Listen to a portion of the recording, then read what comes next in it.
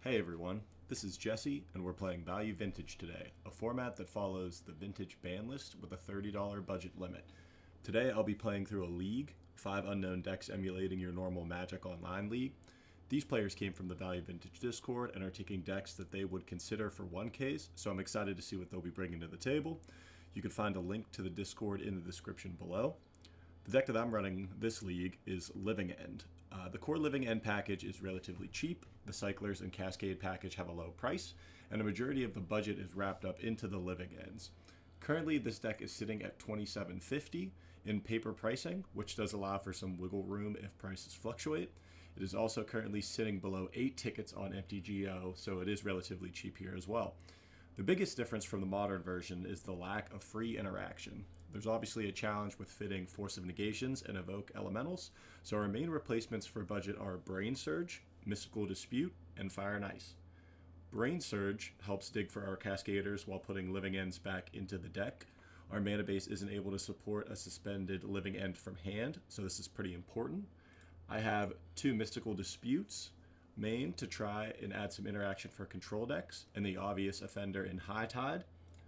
Fire and Ice allows us to interact with the control decks by tapping lands. In both modes help bridge the gap versus Initiative and Humans, while also being a main deck answer to Meddling Mange versus Humans.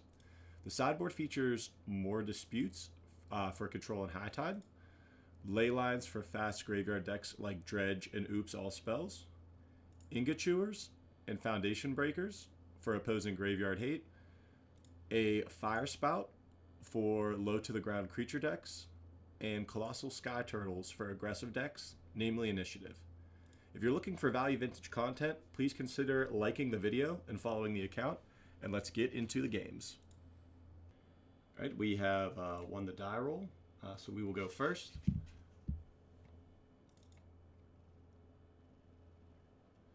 Alright, so they have Lurrus. This hand's a little sketchy.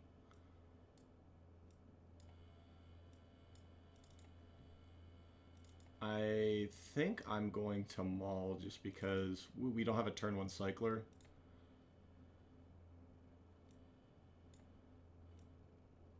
Right, this hand is better. We do have a Cycle and Street Wraith, turn 1 Cycler.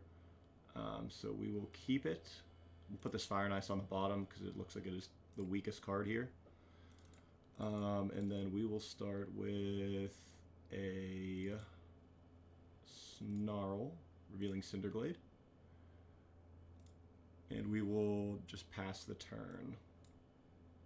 We don't have to use this Street Wraith until the last moment. There is sometimes some odd things going on with main deck Soul Guide Lantern, sometimes with Lurrus decks. I think kind of unlikely that it would happen, but it's Street Wraith is just safe to cycle whenever, so really under no pressure to do that anytime soon, that is. Seeing Steep Citadel, maybe Abzan here. It's kind of exciting.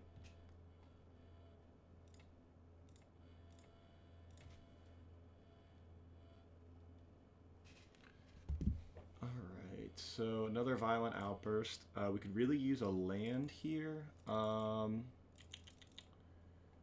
So this isn't that terrible. We could play the Cinderglade tapped.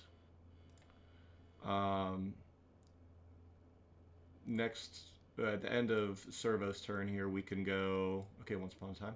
We can go Street Wraith Generous End into Violent Outburst. I'm wondering... Well, it can't be Initiative. Oh, it's Amalia. Okay. This is pretty cool. I've seen this deck one time, but I haven't actually...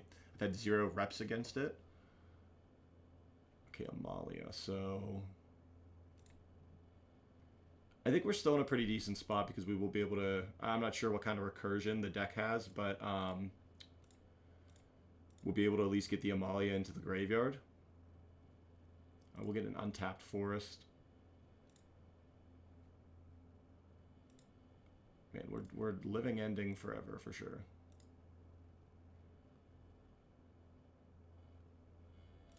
Oh my word. Okay. So we will go for the Living End.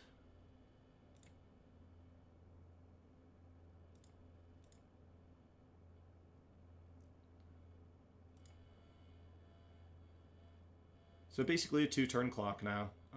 Not a bad place to be. There is the risk. I'm not sure if maybe there's like an unearth thing that can happen here. That could be potentially risky. Ultimately, though, at this point after, we should be able to just hold up this violent outburst, so that way if there is a risk of them bringing Amalia back and potentially going for the combo, that we could just board wipe them.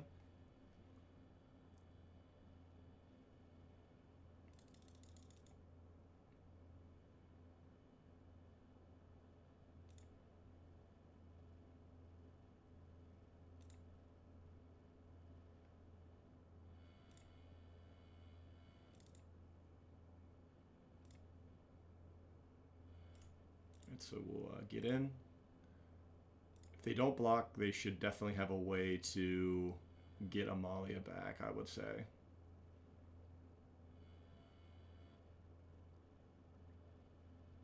Okay, so they do block. So we'll play this tapped, and then pass the turn.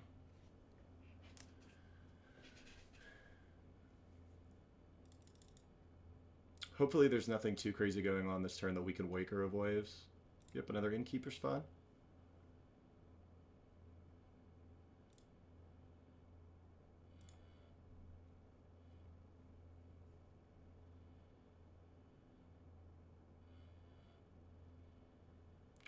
What is this thing? As long as you lost life this turn, Flying Vigilance, gain life, put a counter on it. Okay. That is fine. Can't do anything about it. So he's going to have a 4-3.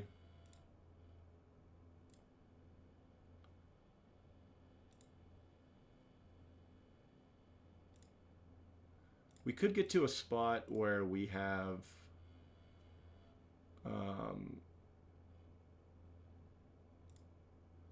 the ability to ice something, so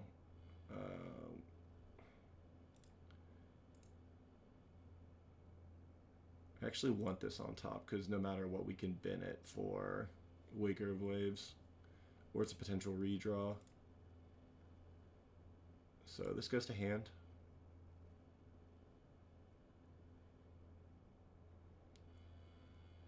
If MTGO allows.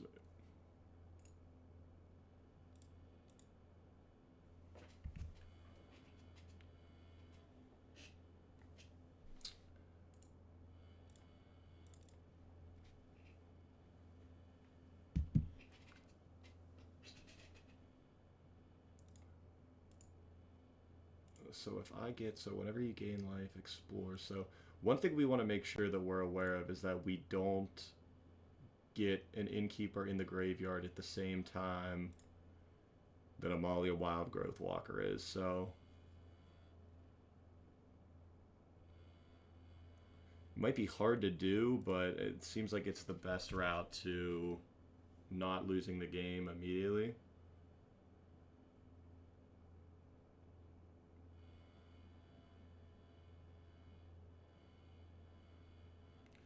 So I think the first thing we're going to do is we're going to cycle the Street Wraith.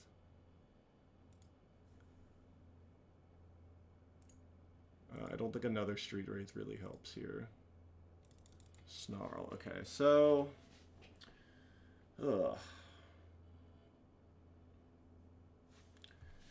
this only has flying if you've lost life this turn, so we could just start trying to beat with Curator. We are able to block this thing forever with Generous End, so I think that that's going to be the play.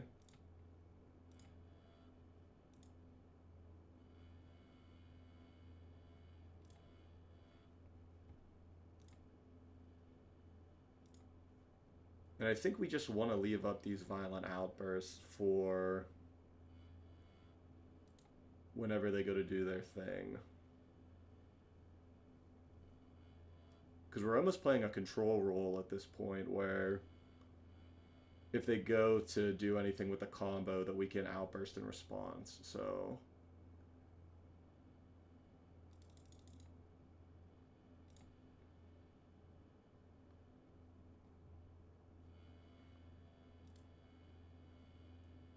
So I think at this point it's kind of awkward, but I think we do go for the Violent Outburst because, yeah. Once again, like I said, it's kind of awkward, but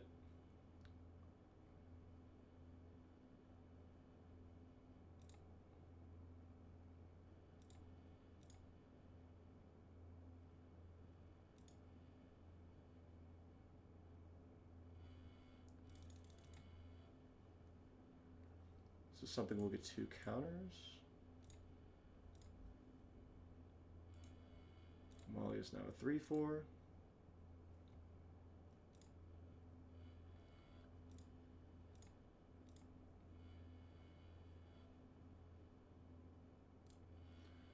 All right. Drew a Curator. So at this point, so this is a 3/4.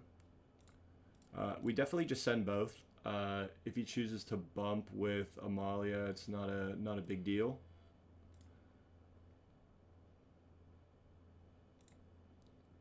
So he just takes it. So he's at 2 now. I'm not going to play this Curator just because we do want to have access to the Violent Outburst kind of mid-play. We only have 1 living end left, so fortunately, I think between discarding the Curator and getting 2 Curators and ending a Street Wraith that we'd be able to get in, that we'd be able to push the rest of the damage in. The only concern is that there's, what is that, 4 life gain? Yep, you have a once upon a time. Because it would see 2 and 2, so it would go to 6. All right, we got there, nice. It's a little sketchy. I was getting a little nervous about that, but so in terms of graveyard hate, I think that they'll have Soul Guide Lantern.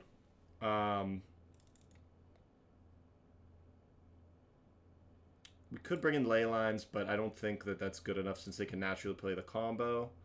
I don't like these disputes. I like the Fire Spout because it basically cleans up everything on that board from when it's played. I like Sky Turtle to bounce their guy. I think I'm cutting just a Waker of Waves. We could bring in these Foundation Breakers just for Soul Guide Lantern. Is that better than the Waker of Waves? Because it would have to be Soul Guide Lantern. I think it's... This is tough. I think it's maybe this split, or maybe it's not Foundation at all, and it's just this. Because if any, with Luris, I would imagine it has to be Ingot Chewer for the Soul Guide Lantern. So we'll try this. See where we can get with that.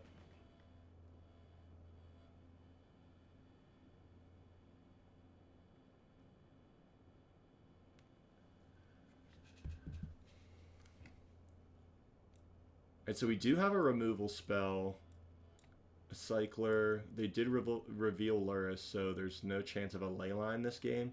I think this hand is keepable on the draw for sure.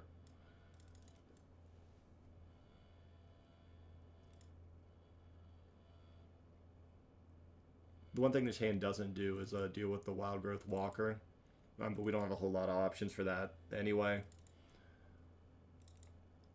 We basically have perfect mana though, which is good.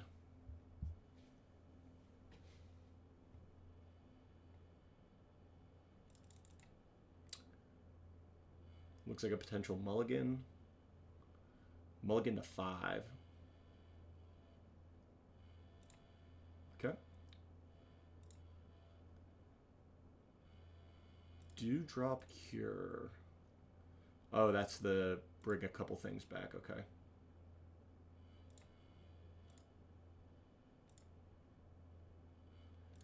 It's a double generous end, so we will play the Snarl, reveal the island, and then pass the turn. We could cycle this generous end a turn. It's unfortunate that this didn't hit a land, because now we won't be able to kill both of these. Whenever another creature you control leaves the battlefield, you gain 1 life. Okay.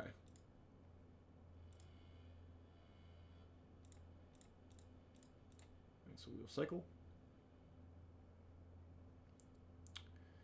And I do want to get the Cinder Glade just to potentially have double red later.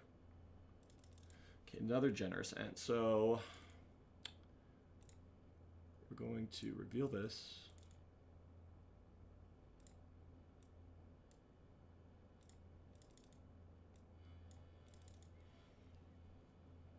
So we can go for double generous end next turn. So we could also just kill both of these veterans this turn. The only thing that I would be unsure about is if we draw a Cascader here. So it's definitely better that we just cycle both ends. So we'll cycle 1.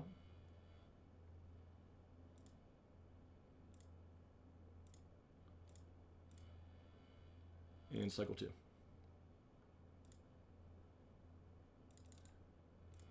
I am going to cycle the Street Wraith now. There's a Brain Surge, so a lot of cards in hand, a lot of lands. So we will play the Sanctum. Let's cycle the Street Wraith too. We're in kind of a bad spot if our opponent does have a Lantern next turn. But we do have the Brain Surge end of turn here to try to find one of the Cascaders. So if we could fade a Bajuka Bog effect, a Lantern something, we're in a pretty decent spot. We're getting kind of low on life here. 4 damage from Street Wraith isn't always free. Okay, lures to hand. We'll Brain Surge.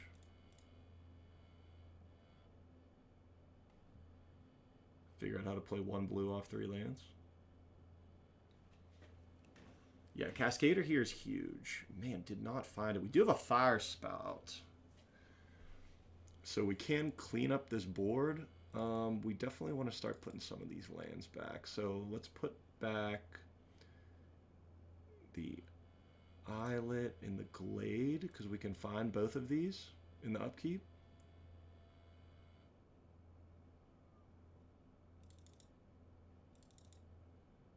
If it so wants me to, for sure. So then we'll put a stop in the upkeep.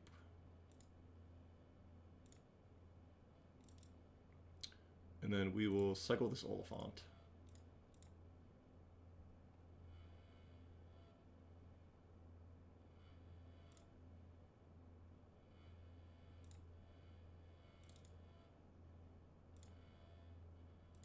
Alright, and then we will cast this Fire Spout just to clean up this board.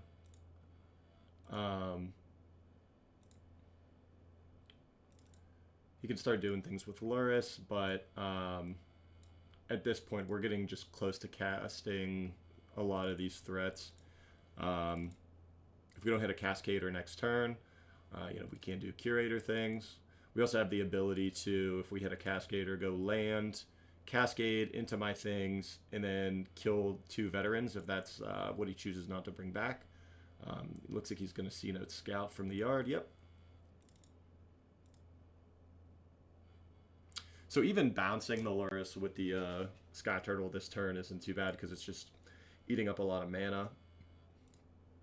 Alright, let's see what we draw. We can remove this. Okay. I think we will just...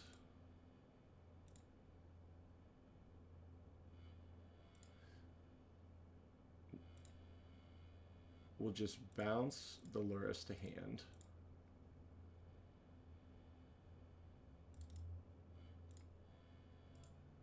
Take that stop off.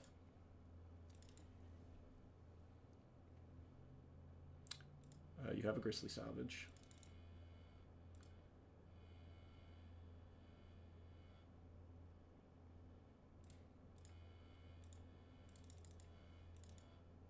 They cast the Luris again. It's pretty good for us. Okay.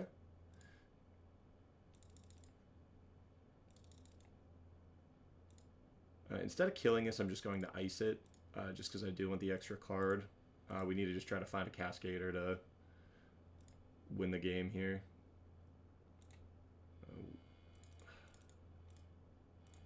I'm just going to cycle this Curator, just in case we draw a Brain Surge with the Oliphant. Okay, we do have a Violent Outburst. So, with this, I'm actually going to wait till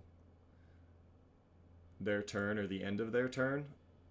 We do have a stocked graveyard, so we should be in a good spot.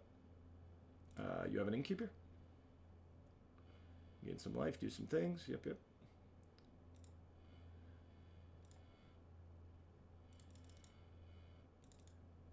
This is a crazy amount of lands that we've seen. We've seen 10 of the 19 lands. I am going to take the 2. It'll take me to 5, but I think we'll be in a great spot after that.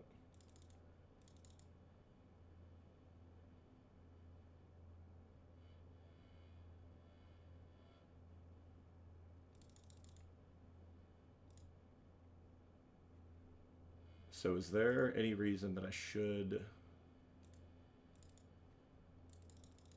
Yeah, I guess we do this now, because she won't explore, so we can cycle. We know that the last card in hand is Luris.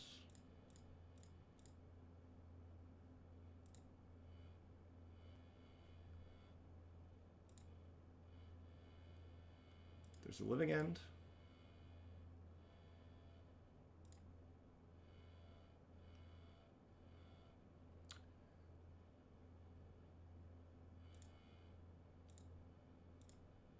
Man, if MTGO was going to lag, this would be the time.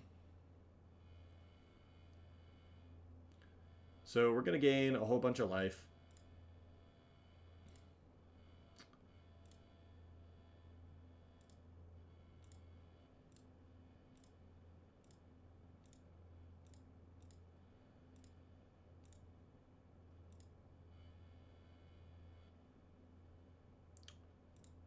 So what are we going to sacrifice? I think it's just a Street Wraith.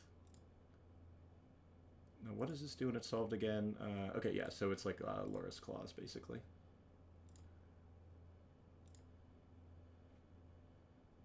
So with how many food tokens we have, I think we're just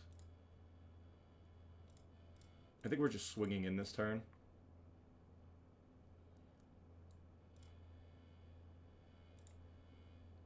Just going in with everything. So another land. All right.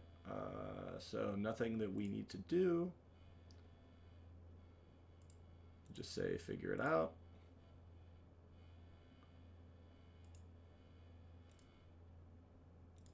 So we will grow the flyers for sure, because the trample is irrelevant. Just push for the maximum damage. So that is 14 in the air. Takes them to 17. They block here, here, and here. So 17. So it should be lethal, because it's 32 if I counted right. 12, 15, 21. Oh no, 29. Did my math wrong somewhere. 12, 15, 21, 29. Yeah.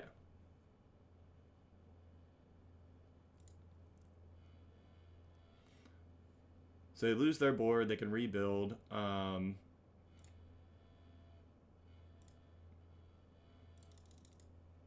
guess there's some outs that they can have through like Dewdrop Cure. I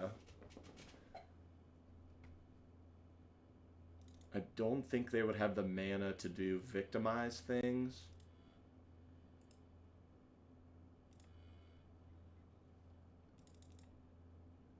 Yep. Oh, wait, no, they just have it, right? Because they go Innkeeper, Amalia Scout. Yeah, I think this is it. Well, I guess it's not technically... It's interesting. I gotta see.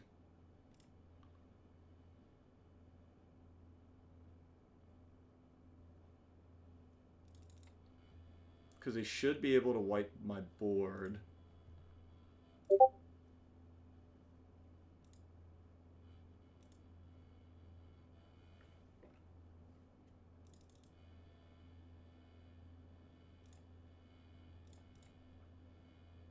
Just gonna do this now.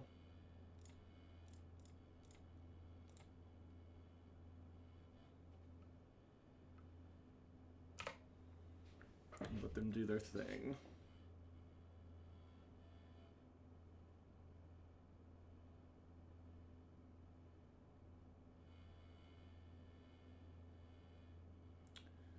So any Cascader here should still be good, I think, because they would have...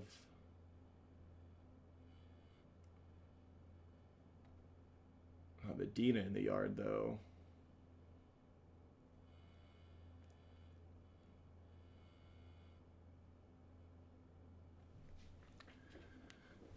So, unrealistic that we win this game. Post board, I still don't think that there is any need for leyline.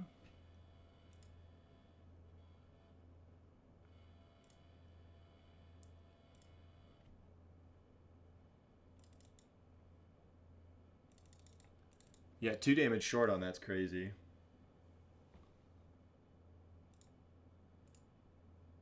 Oh, you know what? I misplayed too, because Oliphant gives trample. I was thinking that it only gave the +2/+0. So we probably get... I mean, that's still good. I don't think it matters, though, because they're going to get all these things back. Dina's going to gain a ton of life. Yeah, I think that...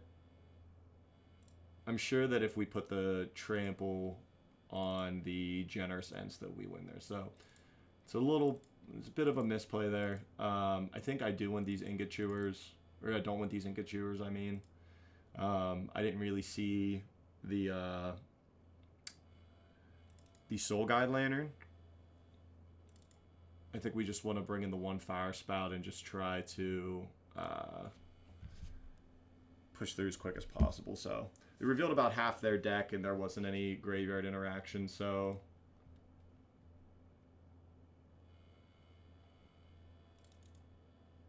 we did get the Fire Spout. We have turn 1 Cycler, so this hand looks like a keep. We also have the interaction of like that instant speed Violent Outburst that I'd mentioned in the earlier game.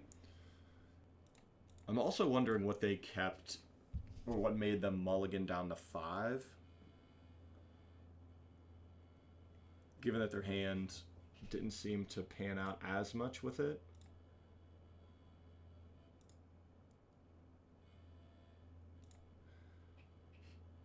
This hand's also in a really good spot, given that we have access to the red mana with the Oliphant.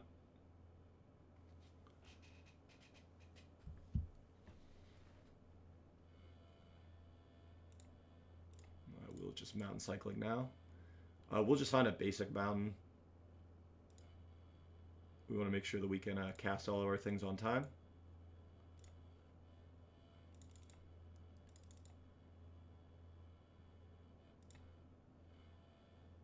The other nice thing here too is that we don't necessarily have to worry too much about doing the about some of the Violent Outburst shenanigans, just because we do have the Fire Spout. Yep, you have an Innkeeper. So if we could find like Street Wraith, another creature off the top, that would be pretty nice. Alright, so I think second Cascader is definitely good here. We get the Generous End in the yard. That's really huge. So now at this point, I definitely think it's still doing the Violent Outburst thing on their turn.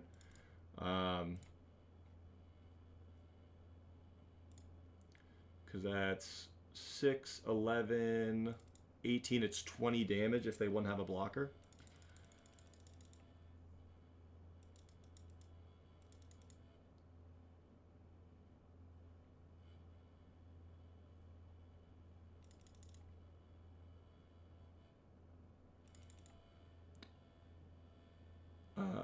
That is fine.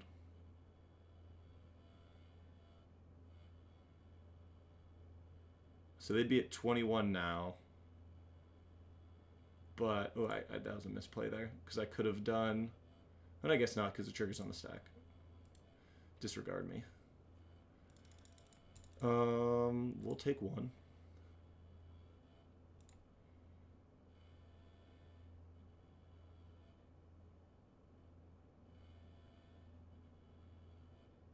So they can have this.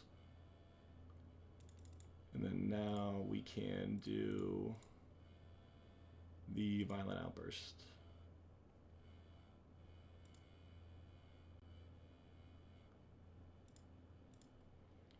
So we'll cast Living End.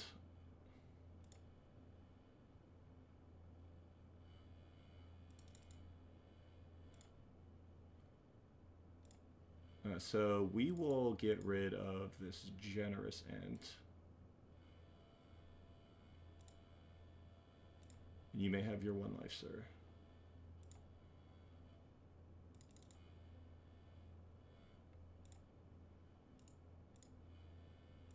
So we're now getting in for 15, taking them to 7. I don't know if there's anything that we need to be that afraid of. Their graveyard's actually more stocked than we want it to be, I think, to try to work around potential Living Ends. I think unless they did some sort of instant speed, like the Dewdrop Cure, if they brought their board back, that would be an instance that we would want a Violent Outburst, but I think we're in a good spot to win the game.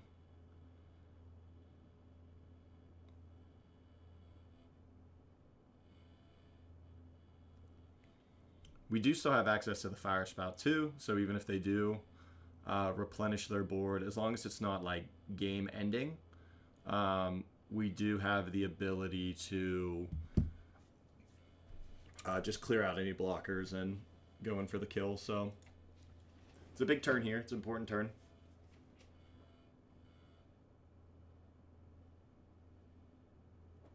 Okay, so here's the Dewdrop Cure. So I think at this point, so we're going to let them have it. We'll lose a guy, and yeah, we're going to let them have this.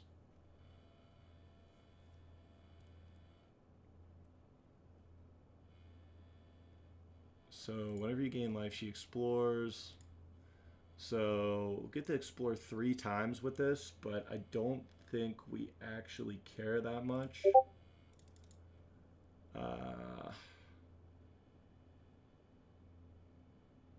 Sure.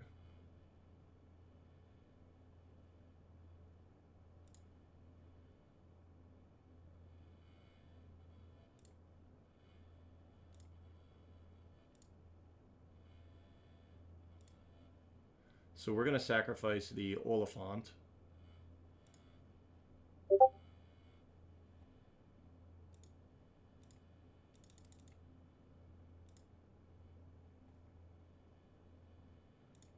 So we can go Violent Outburst.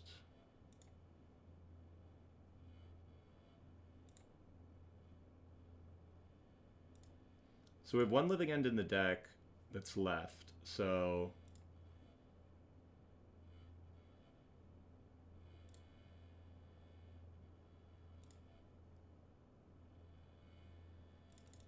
we're going to sacrifice the Generous End because it does not trample over.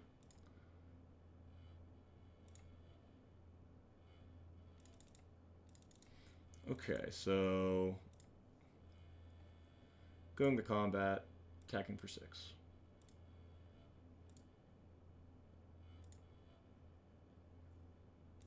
We have been in a bit of an awkward spot that we haven't been able to put more creatures in the yard. So the Marauder's actually doing a lot of work here.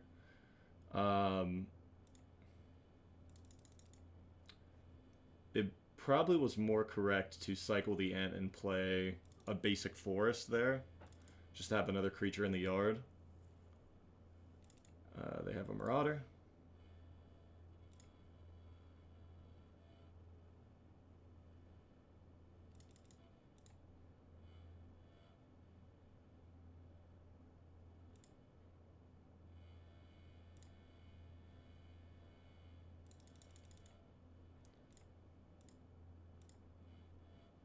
So I think we take this turn just to rebuild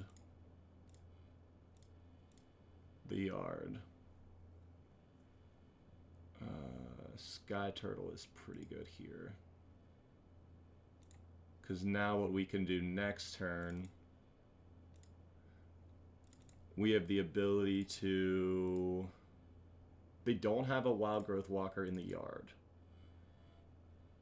So we have the ability to bounce something while we're Violent Outbursting. So,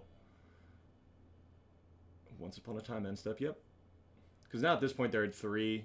They'll gain life based off of things going on the graveyard, but we really just need to be able to push through that last little bit of damage, regardless if it's from Sky Turtle or if it's from the Trample and the Oliphant, so...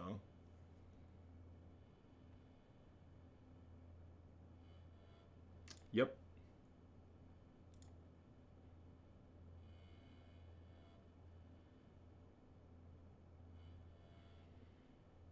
Yep.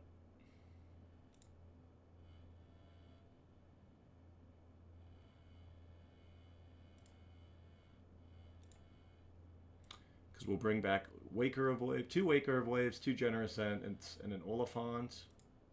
And they would get back 2 Marauders, 2 Amalia. They'd have to sack 2 creatures as well, so they just wouldn't have blockers. So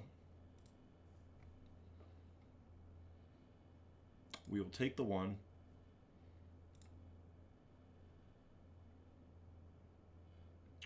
So just checking, there's still 1 living in the deck.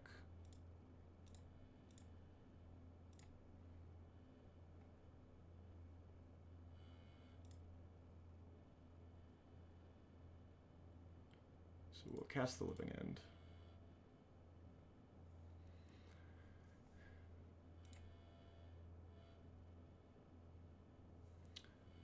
Alright, 1,000 triggers. We'll make 2 food. They're going to gain some life.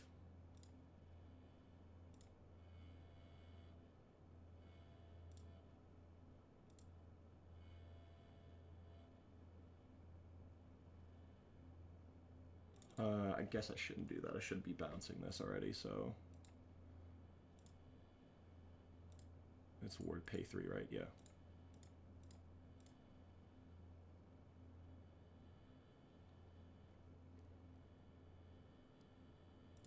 I would like to pay 3.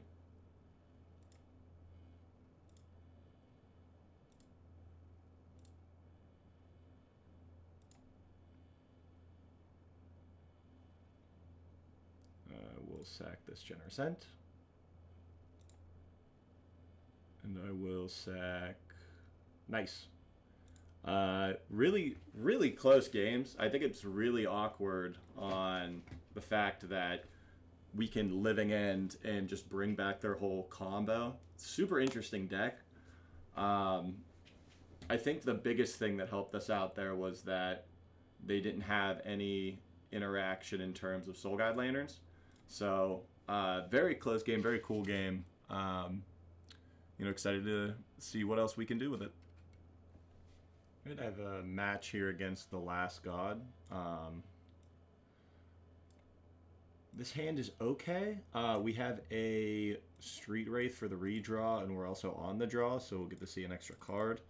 There are a Lurrus deck, so decent chance it's a mid-range shell. Swamp probably means that it's red-black Lurrus.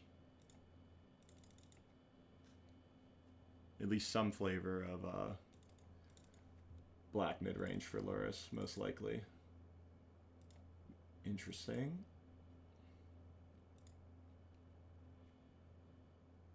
This makes me think some type of Aristocrats show. I'm going to cycle the street right now just to see what I can do with this snarl. So, with these snarls, I almost just want to play one of these tapped on turn 1. Since we're not going to have an actual land cycler play to do, this will let us just get perfect mana for whatever's next. Okay, so it is like Aristocrats. This basically means that if they keep building up a board, I'm only going to be able to live... Well, actually, no, I won't. Living End won't matter because they go to exile. Okay, so... It's kind of unfortunate that we have a 2 and a 1 cycler. This play should be cycle Waker of Waves. And then we basically have a 2-turn clock. Cool.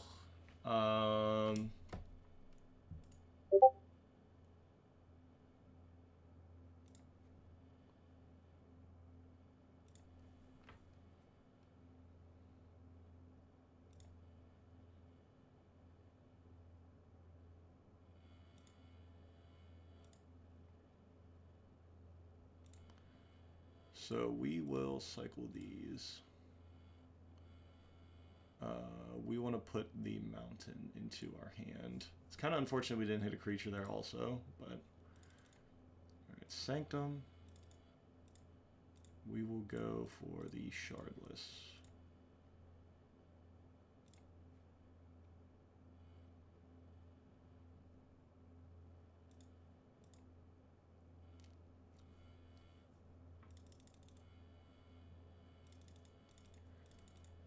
So we are getting pretty low.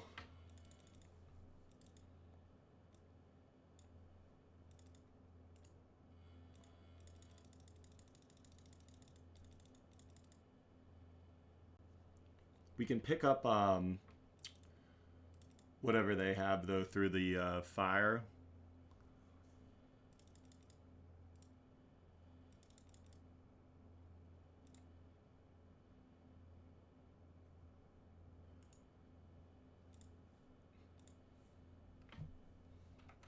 Actually just skip all this. So we're at a pretty low life total, but at this point, they're really not going to be able to attack us since it seems like a lot of the things they have are pretty small. We'll just need to make sure we keep the Blood Artist creatures out of play as much as possible. Alright, so we will play a Snarl, Revealing Mountain. We're really at the point where we can just push damage through. We have the fire effects. Everything's nerfed, so there really shouldn't be anything that is threatening us at that aspect. We basically shut off all of our future living ends, though, with... what is this?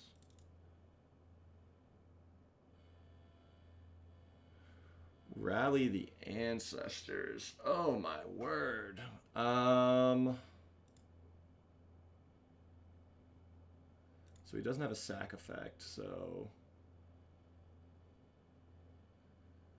Man, am I just dead? So, at this point...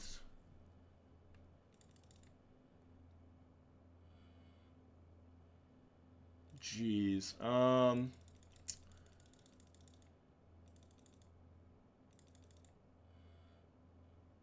I think I just die. We have to cast this fire. Yeah,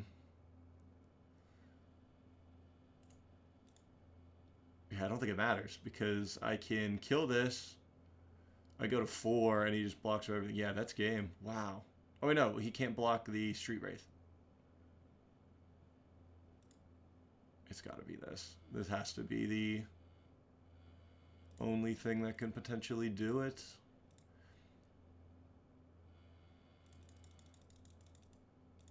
No, no, it doesn't matter because he still blocks with everything. It doesn't matter that the Street Wraith is unblockable. Yep. Wow, what a crazy start.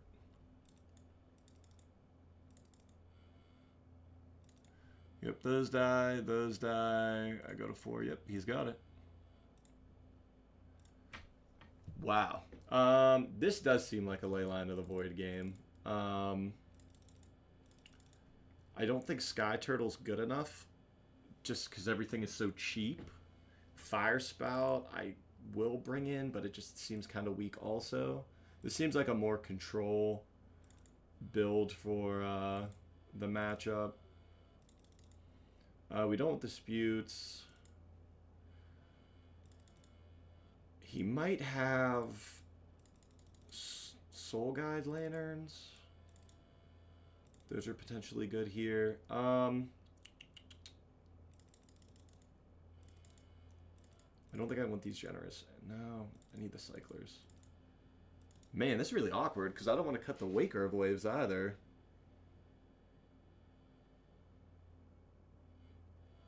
Could fly over with Curators. So we trample through, Waker through.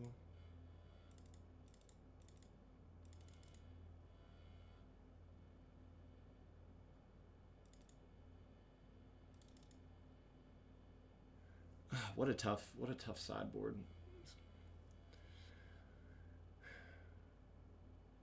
I'm gonna try with this. If we don't see Soul Guide Lanterns, I'll take the Foundation Breakers out. This hand is fine.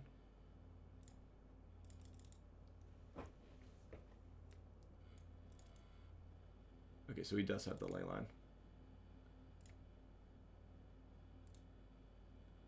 So that's why we bring it in.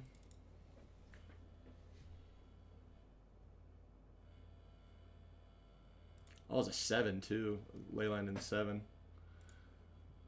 Alright, so we will... Well, actually, we can do it with the Generous End because we can find the Cinderglade. So, Cinderglade.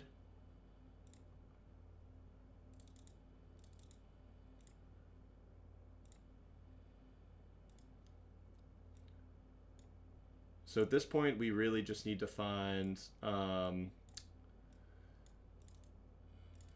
Foundation Breaker or the Fire Spout.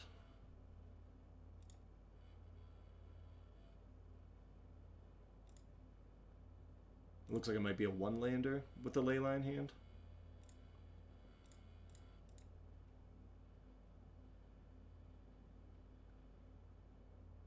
So not terrible. I mean, 2 lands, not necessarily where we want to be. We are drawing every shardless in the world.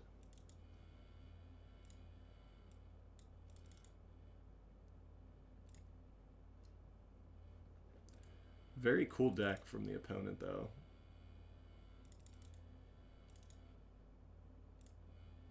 Okay, so we're searching for the land.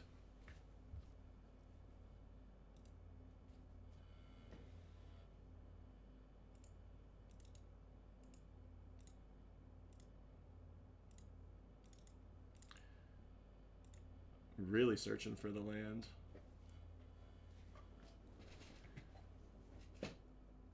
I'm wondering if they just had nothing else that was playable in their hand. That they really just needed their 2-drops. I am in a really bad spot here, though. With another Blood Artist effect. I do think that... I don't want to cycle this Oliphant in case we draw one of the Brain Surges. Alright, that's not the worst.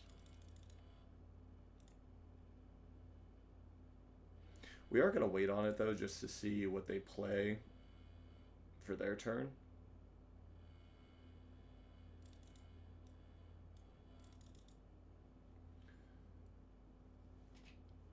If we can find a Brain Surge would be really, really good here. Get rid of some of these shardlesses. Because really, we've only cycled 2 creatures. The ley line's definitely getting value, but it's not like we haven't drawn, that we're only drawing those top end land cyclers. So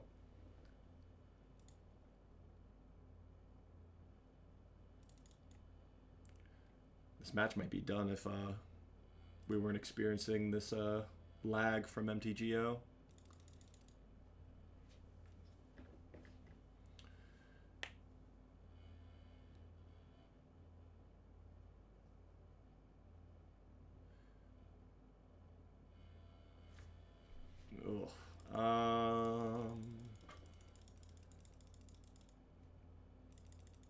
This is really tough. I think the play here is to just throw it all at this apprentice. If we hit both of these, I still take 2. They still keep the blood artist.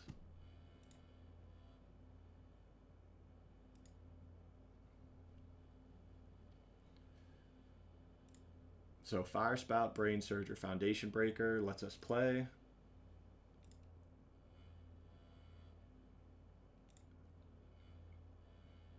Okay, Brain Surge is good. I think we're going to main phase this. We do want to tap like this, though.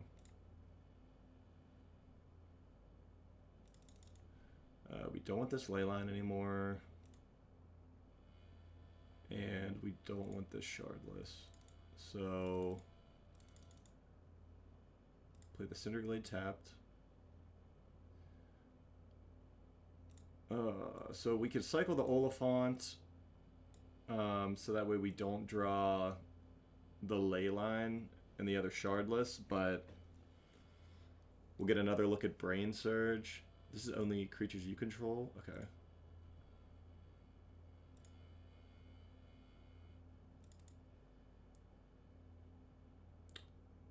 Am I dead?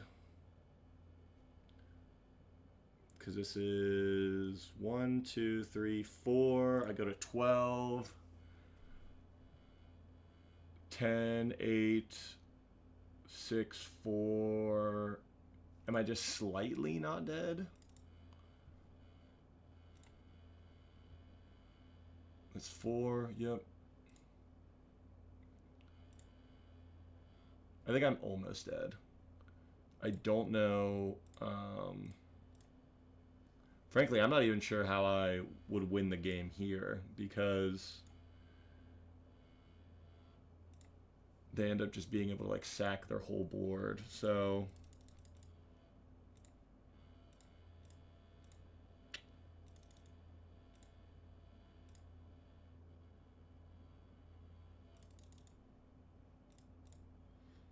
we found the Foundation Breaker.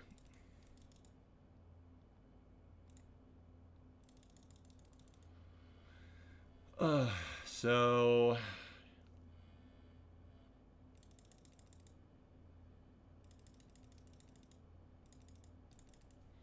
I kill 2 things. I kill this and this.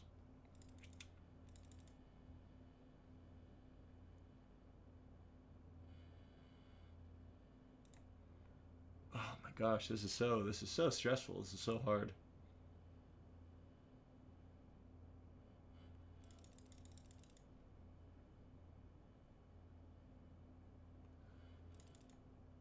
So, beginning of combat, I let them attack so that way this doesn't do a thing. Now we fire, go here, go here.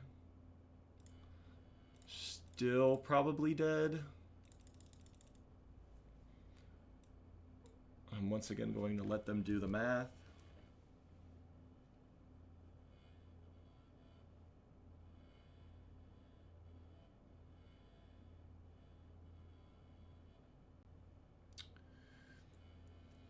I think they're doing the math too. Because it's 1, 2, 3, 4. That's 8. And then it would be 10, 11. So it's 1 short. right now. Yeah, I think it's just one short no matter what, because each of these are two. So if he sacks right now, it's 2, 4, 6, 8. I go to 4. These resolve. They see each other. I go to 10, and then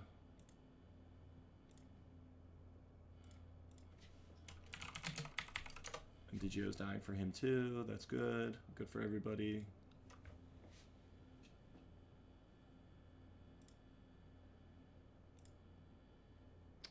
I mean, at this point, I can F6 because the Street Wraith is never getting cycled, I think, at this point.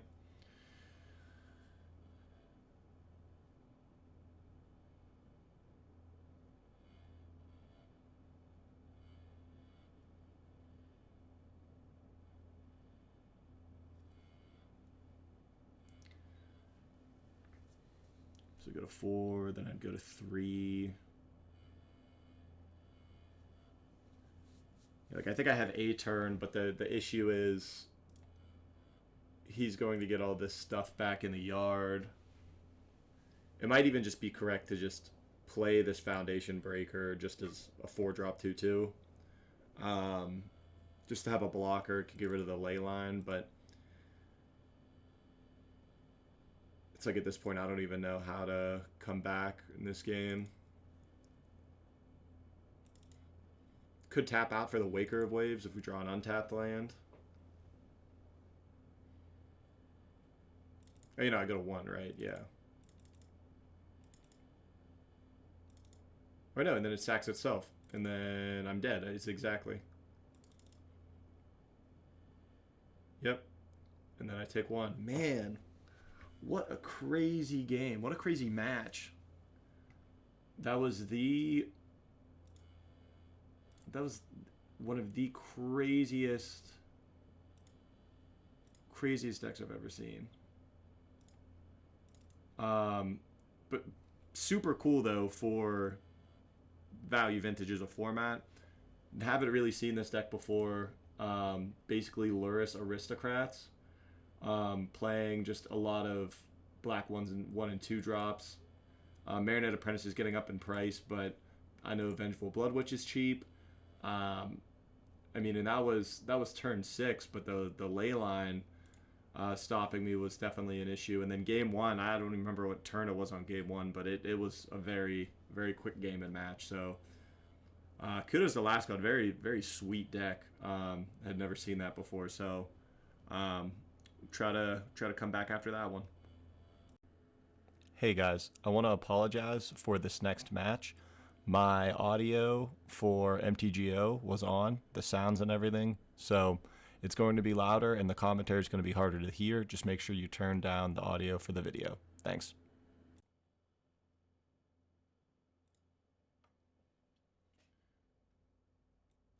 Alright, we got our first opponent, Pawns, who's on a Luris deck. I'm on the draw. I think we're going to keep this. It is a tap land turn 1, but we have the Street Wraith and the 2 land cyclers, so we're going to try running it.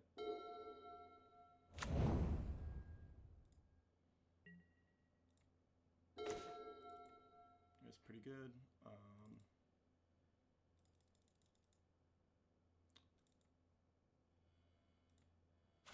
just going to play the tapped Tangled Islet just so that way we can double cycle or Waker Waves next turn. At this point, we can find Tapland or the Cinderglade with Oliphant to turn on Shardless.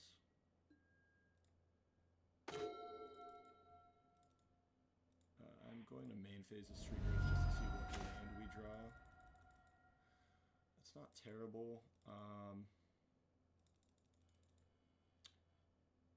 I'm going to play the Mountain and then just pass. Depending on if he leaves mana up, we could go for the Shardless Live Again next turn. So Oliphant can find a land for the Vine Glimmer Snarl to have it enter untapped. So we will non-cycle here.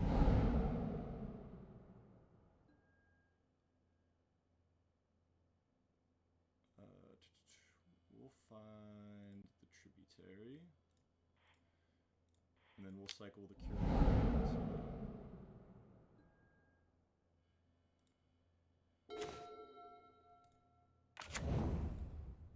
Since we have 2 shardlesses, we can definitely just jam here.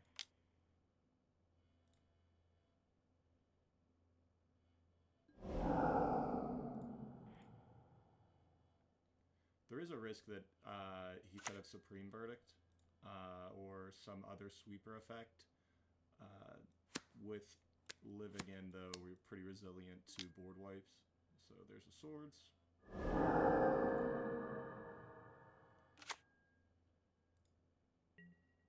Still a pretty respectable clock here. We're looking at 9 damage a turn. And if there is some type of board wipe, we do have the shardless access. Okay, so he's on Thopter.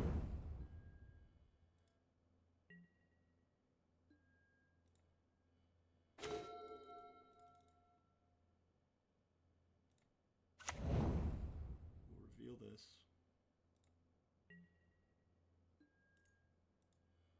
Get in for 9.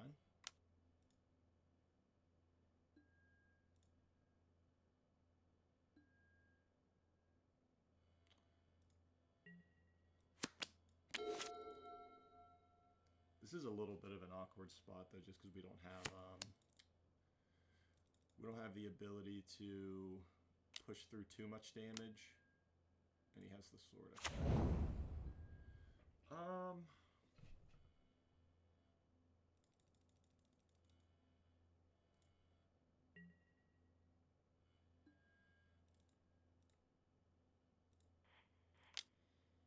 We'll do the Waker here.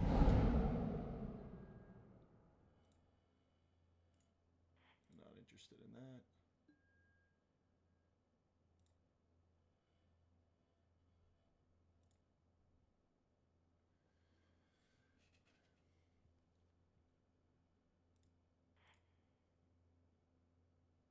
We are going to set up a play here with the Waker of Waves in the yard. If they go to do the Thopter Sword combo with Waker of Waves, Waker of Waves shuts off the combo, so...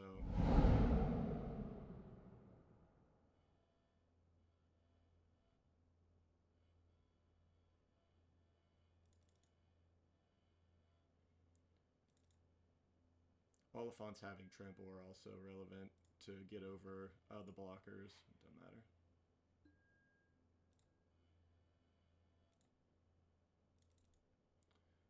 And even though we have no more targets for this, we'll cycle it as well.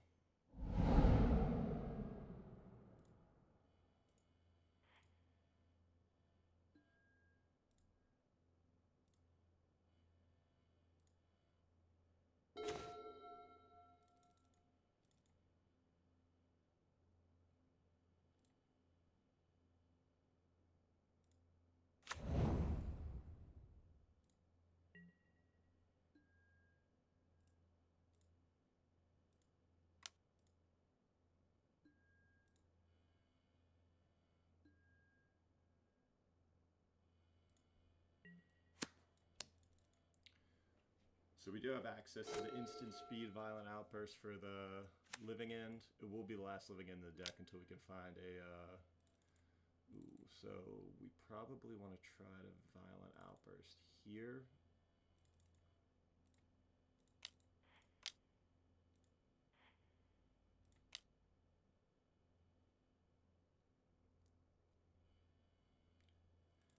If he has the counterspell, he has the counterspell. We could still probably fight through. We should be able to fight through that because you shouldn't have enough blockers. Nice, got that. Right, for the sideboard, I like these ingot chewers. I'm not a huge fan of the disputes.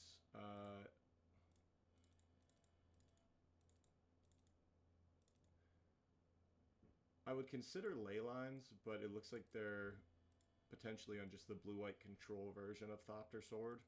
So with that being said, It can be kind of dead outside of just that combo, and bringing in 6 of the naturalized effects, I think we cover that axis.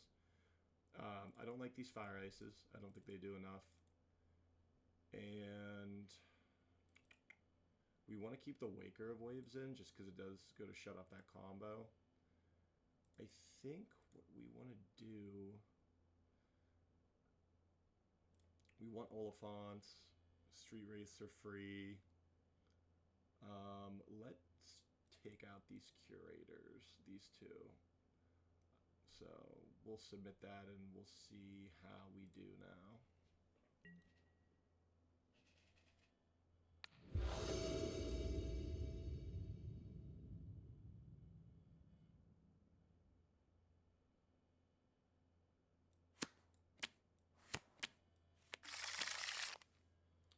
It's a pretty good hand. We don't have access to a naturalized effect if they play... Yeah, there's the Soul Guide Lantern.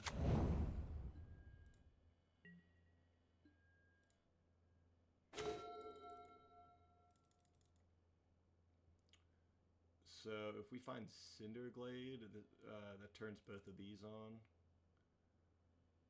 So let's go Vine Glimmer.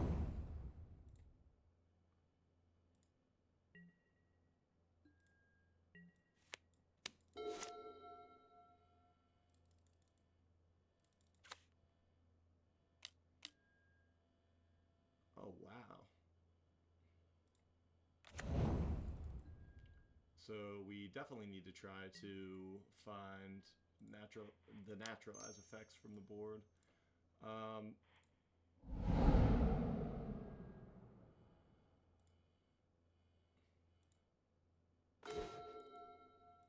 I wanted to keep this Waker of Waves for the combo, but I think at this point, when they have this many interaction pieces that we need to try to just dig as best as possible. We do have the Brain Surge next turn, so we can set up Waker of Waves this turn into Brain Surge Oliphant.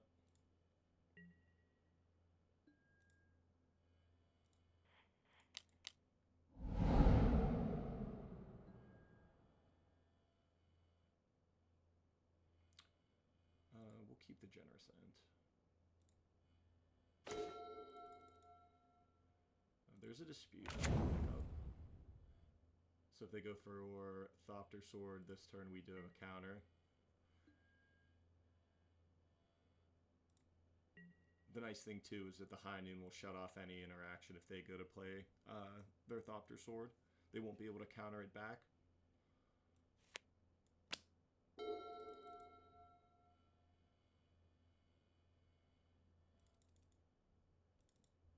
This is kind of nice. One piece of upside here is that since we have so many cyclers, we'll be able to Brain Surge and cycle, and it's still only like 1 card a turn for us. Yep, so we can dispute this.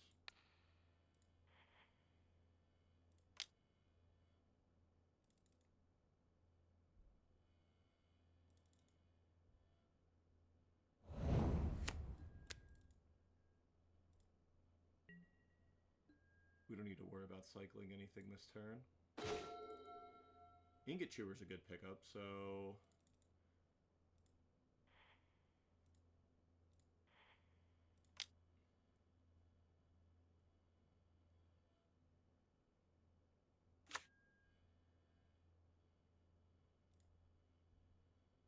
So we'll go to pop that. They'll get rid of our Yard, which will just be a Generous End and a Waker of Waves.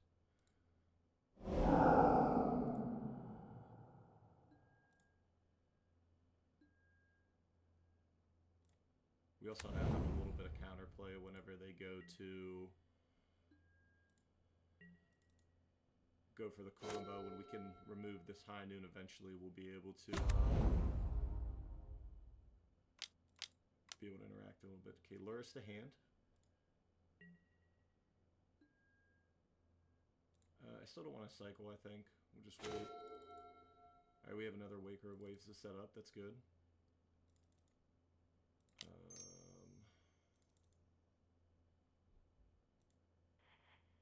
We can main phase this Generous End for a land.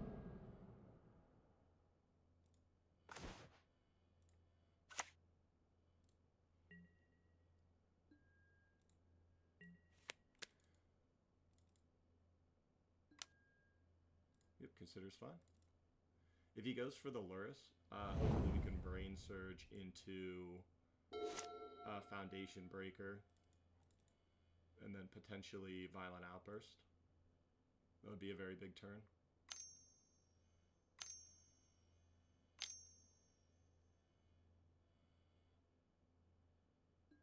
He has a Luris. We'll go for the Brain Surge now. We did find the Foundation Breaker, so we're definitely putting this Living End back. And I still like keeping a Brain Surge in hand, just in case something goes wrong here.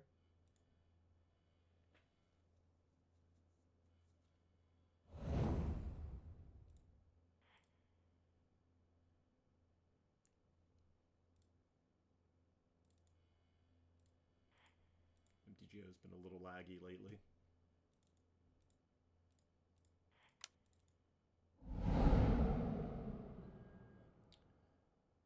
We will find this untapped source.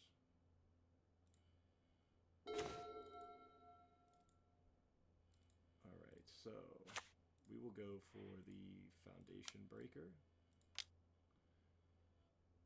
If we can fade a counterspell, that's huge. And he had the counterspell.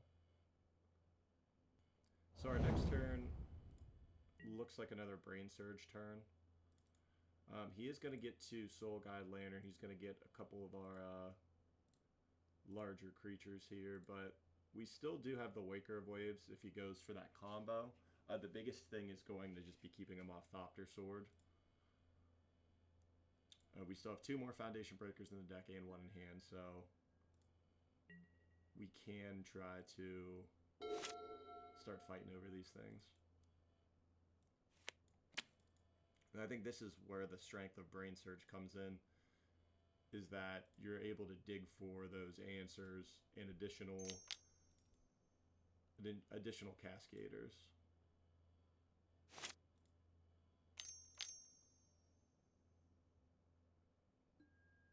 Okay, they're going for the Thopter Foundry.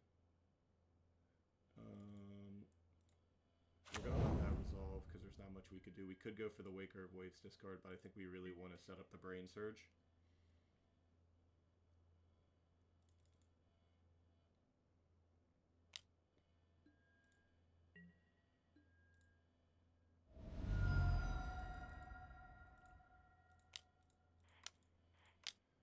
So we'll Brain Surge end a turn.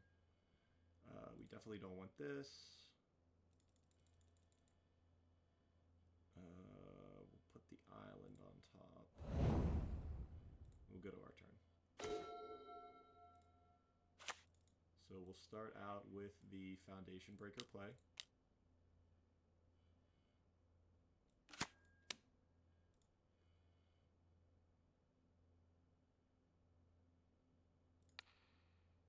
We want to get rid of the High Noon.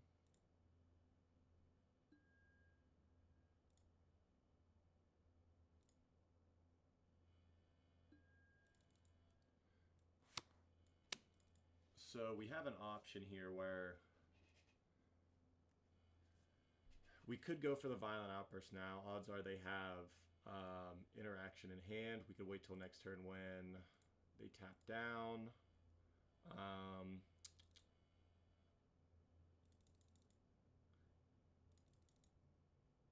I think the best line is to do it in their upkeep. So that way we have to make them use their mana on their turn again.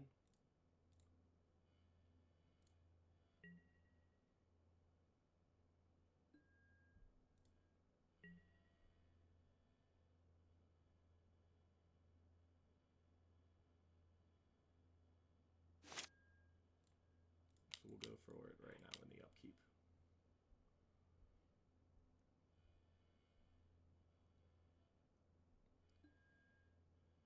We are just able to also cast one of these Waker of Waves next turn. So if they do go for...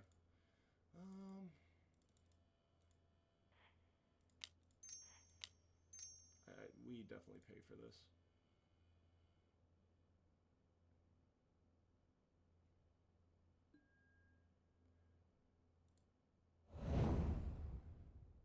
didn't need to pre-tap like that, but... Alright, so we have 1,000 triggers.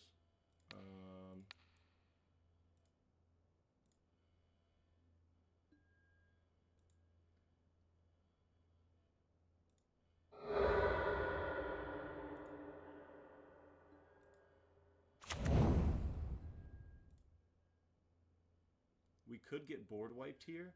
That's entirely possible. If we do get board wiped, we have the brain surges to try to dig to... Sorry. We have the brain surges to try to dig to another Cascader, so not in the worst spot. Yep.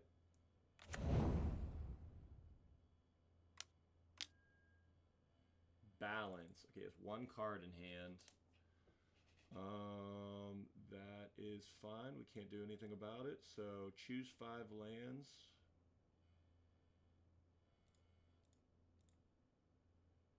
We definitely want the green and the an extra green and a blue. He has 1 mana up. I think we're gonna keep the Brain Surge. We could keep a Waker of Waves to try to dig or to potentially cast in a couple turns, but it gets beat out by Swords to Plowshares. The Brain Surge might be able to get us an untapped land and a Cascader here, which would be huge. I think we are in a pretty good spot here still. 1 card in hand, and we have a stocked graveyard. The only thing that really gets us into a bind is an exile effect, like a Soul Guide Lantern. But outside of that, we have a pretty stacked graveyard. It would basically be a one-shot kill. So we're looking for untapped land and Cascader. So with 1 mana up, we'll just go for the Brain Surge. It's a little unfortunate because this is a tapped land, so and we have to spend a mana to do the Oliphant thing.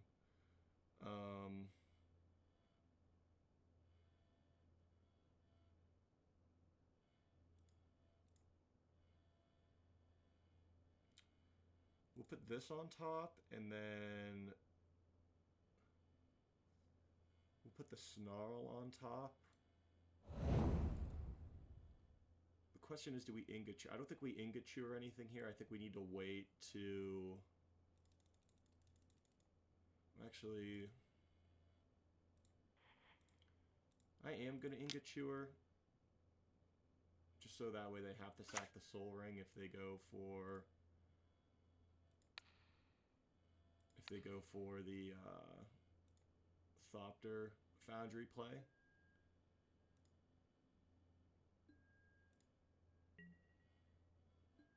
We can get a shuffle with this Oliphant. I guess a slight misplay there. I could have just main phased this Oliphant, but if there's any chance that there's a Soul Guide Lantern effect, it's probably better to keep. Right, so no cards in hand, so I think we're in a really good spot now. Because this is just bounce a creature, yeah. So, real quick. So we've only gone through 1 living end, so there's no risk of drawing 1 and not being able to Cascade. So we'll play this Snarl.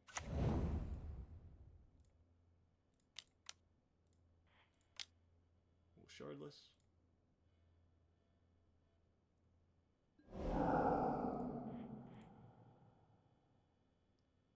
He is going to get the Luris back, but we're going to be able to pretty much clear off the board.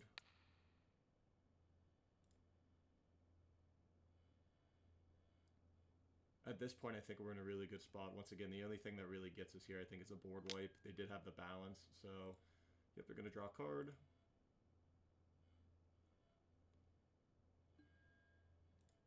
I do need to just get faster at Moto with my hotkeys here, just because I'm way more behind on time.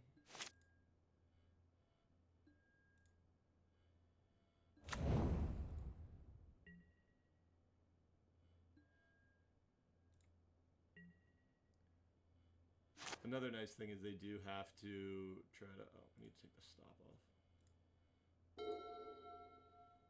The Waker of Waves is actually... There's two of them now shutting off the Thopter combo, so...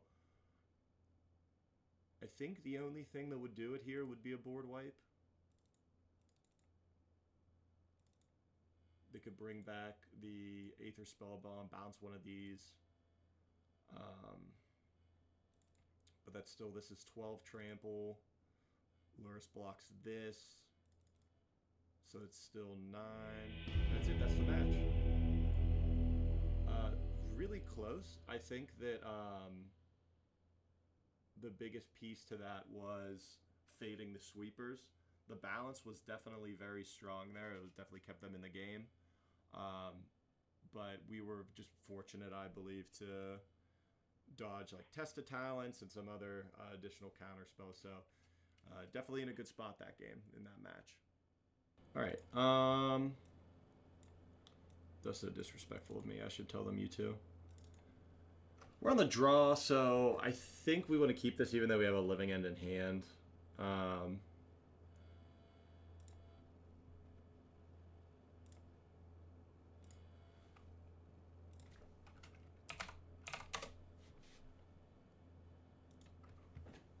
So I think this is... I mean, this Mystical Dispute stock already has gone up, so... we want to play the Snarl.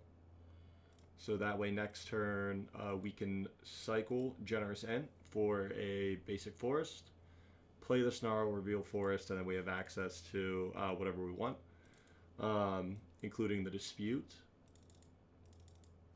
I think this is going to be that blue-green turns deck. So with this deck, it's important that I get online as soon as possible. So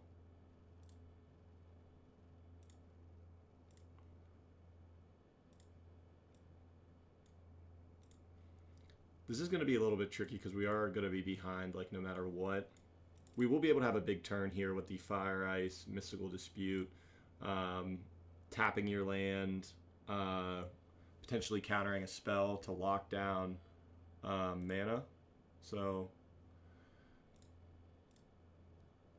we unfortunately don't have a way to cycle anything at this moment, which is, like I said, it's unfortunate, but we're still in a pretty decent spot. We will be able to go Waker and Mystical Dispute if we choose.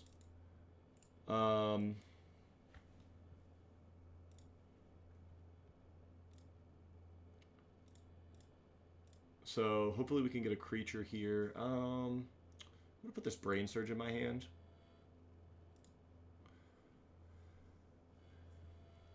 We don't have a land cycler right now for it, but we do just want to try to find as many cards as we can. This double forest is getting kind of questionable right now.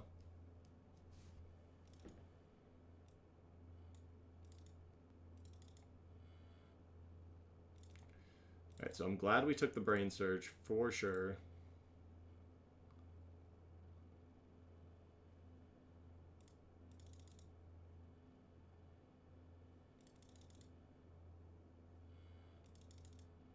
So now, I think I'm going to pass the turn, just leaving up Brain Surge and Mystical Dispute.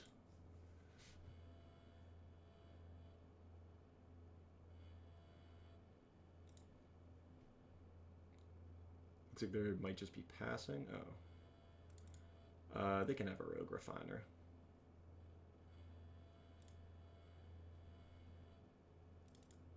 So here is where we will Brain Surge.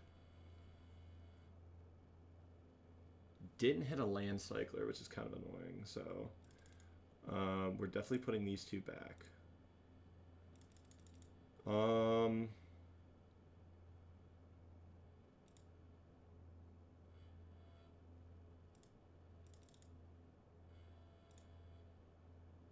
I don't think, yeah, we don't want to upkeep, play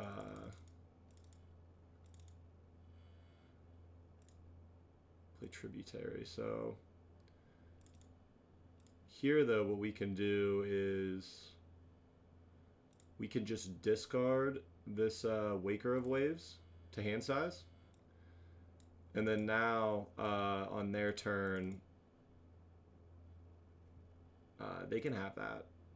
Because at this point, we just want to try to fight over resolving this Violent Outburst. Just have to make sure I tap for it, right? I don't mistap.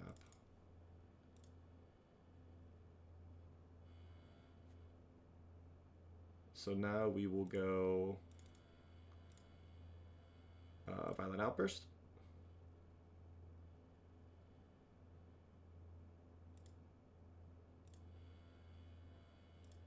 He said dang. He may say dang again. Oh, wait.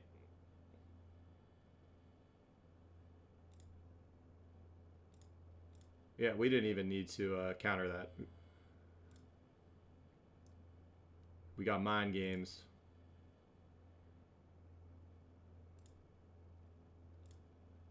And now we have lethal with the fire in hand.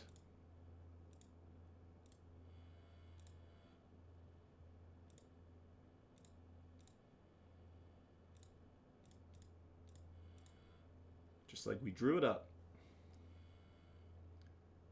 Nice. Okay, so I would expect either Ravenous Trap or Soul Guide Lantern from them from the board. So I want to bring in these disputes because there's definitely counter magic. Outside of that, I'm almost positive that this is that same Aetherworks Marvel deck. Because of that, and because there could potentially be Leyline, I think it's less likely that it's Leyline. I do want to bring in some Foundation Breakers. Things we can cut. These Waker of Waves are a little bit weak. 2 Foundation Breakers in the Mystical Disputes may be good enough. So we'll try that first. And should be in a good spot for this game too.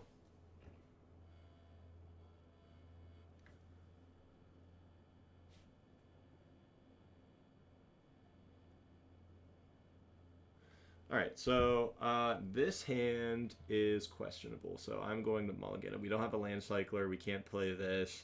Still green mana off this. I mean, we have 2 of the living ends in hand, so we're going to mulligan. This one much better, much better. We should just put this Snarl on the bottom of the deck. We can cycle the Generous Ent for the Cinderglade on turn 1. And then we'll still have blue mana to do both of these things on turn 2, even if we don't draw something. So, really good hand, from what I would say.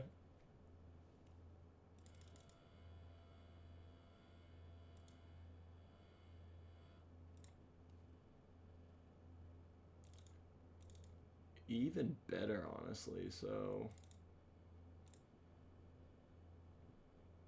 we will reveal... Huh, interesting. I think it's doing this.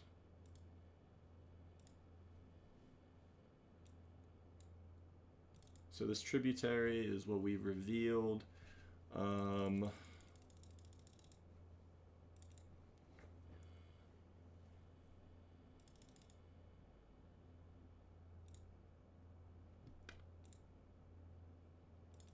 I think I'm actually going to cycle this just so I could potentially have a shuffler for Brain Surge still.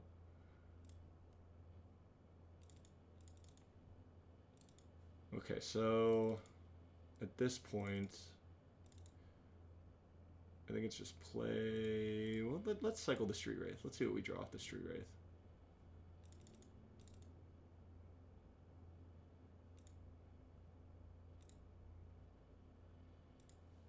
I still think we're not going to cycle this Generous End yet. It is a bit awkward if we draw the Cascader next turn, but this is a matchup where with so much counter magic, I don't necessarily want to slam the Cascader. I think I'd rather wait the turn to get the Brain Surge set up.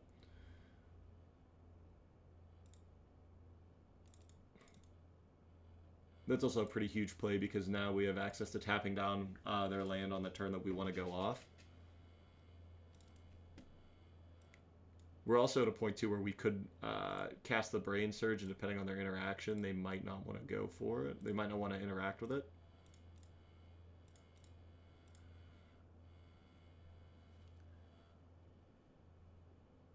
Okay, had a Spell Pierce. No, I don't want to pay for that.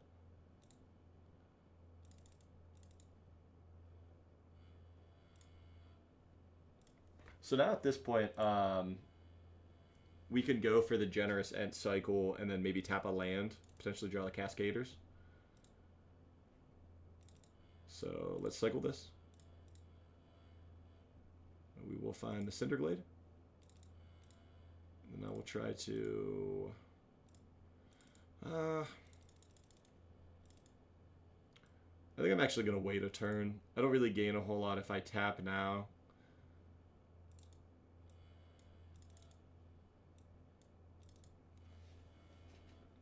Because even if we draw a Cascader, we could still go end of turn, ice with mana up, tap down their land, then untap Cascade with Mystical Dispute up. So I think that's the avenue that we want to take for now.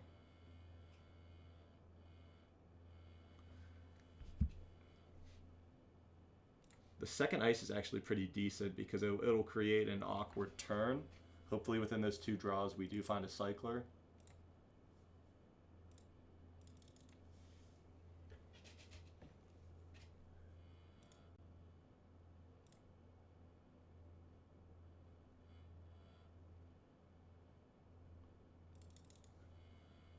Do we want them to have this? I think we let them have it. We want to try to be proactive on this next turn. We haven't seen a Cascader yet. Quarter of the way through the deck. I think we're bound to potentially see one on these next turns. And so we're going to go with the first ice on this.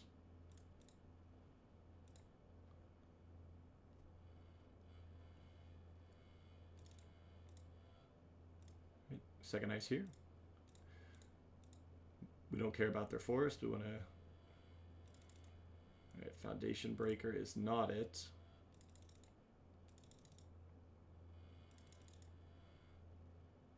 So at this point, I want to ice here. We're still trying to just find the Cascader this turn.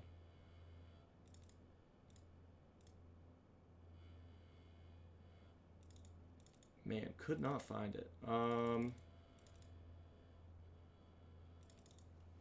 We could just play this Foundation Breaker as a threat. I don't really hate that.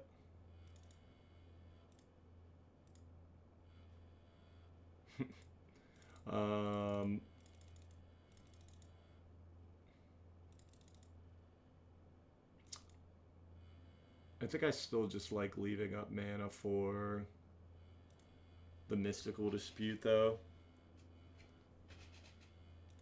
Yeah, now we're a third of the way through the deck almost and haven't seen a Cascader, so it's kind of unfortunate. So they need 6 for this, so I think we just have to fight over this at this point. They have a counter, they have a counter. But we need to try to keep the Marvel off the board. Okay, so he has a Spell Pierce.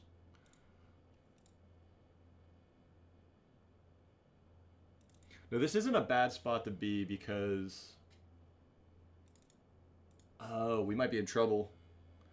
He's going to get 2 energy and then choose to pay none, so he'll be at 6 now. So now it's basically just, can he go off?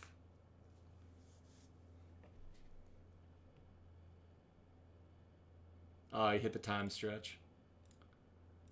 Alright, so we're going to be sitting here a minute.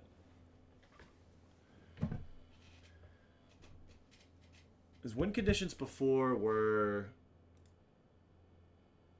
Uro, So that was the first extra turn. He just went land go. Has a brain surge, yep.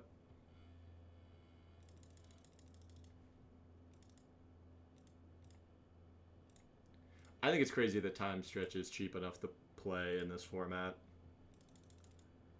A lot of the extra turn cards are typically pricey. So is that his turn? Chat, we're in it.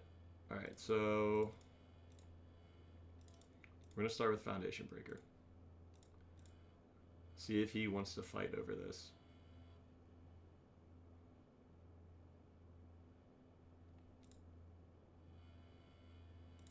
Interesting, okay.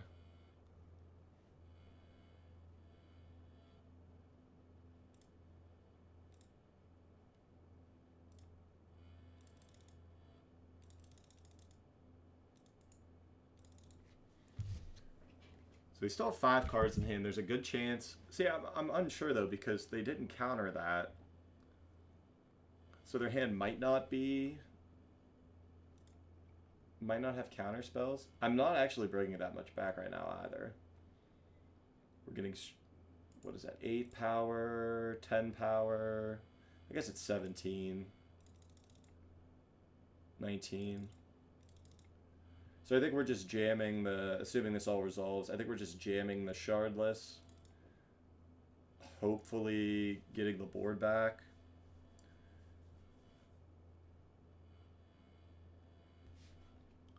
All right, we do want to use Foundation Breaker's ability.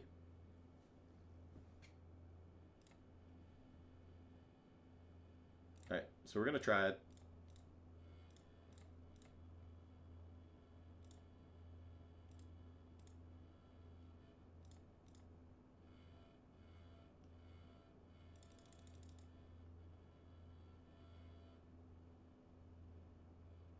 Okay, so they have the Test of Talents. So this is pretty big because now this means a couple things. One, all of our draws are live, barring Street Wraith. It also means that we can never get these creatures back out of the yard. So now we'll have to be on beatdowns with like Generous End. It isn't the worst place to be. It's definitely worse than if he just lets me resolve Living End, but we have a 2/2 Shardless agent. Hopefully it can get there.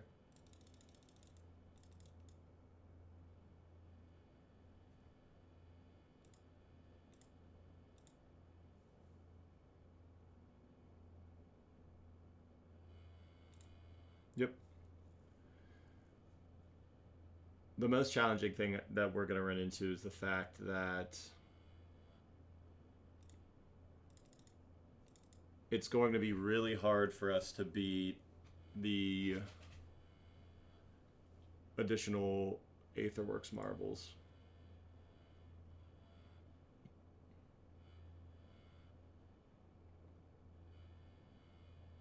There's another marvel.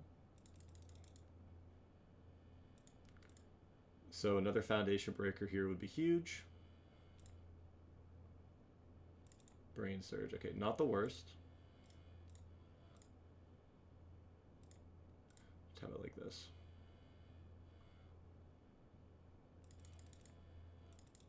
Alright, so we can put back...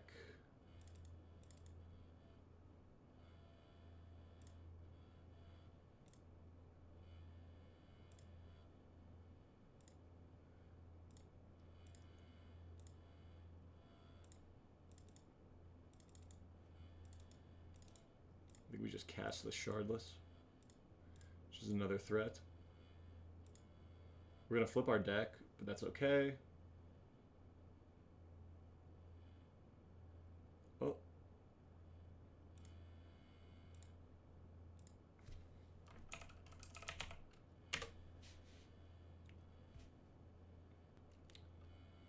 Okay, so they had to run anyway, but they did miss a Living End. I don't know how the rest of that game looks, but you know, we cast the Living End, bring back enough power to kill him next turn. So ideally, it doesn't matter. They potentially would have had something to stop it, but we'll chalk it up as a win. It's kind of an awkward one, but it is a win. So, but good games to them. I love their Aetherworks Marvel deck with the time stretch stuff. It's something that I actually have on my list to start messing with. So, GG's to them for sure.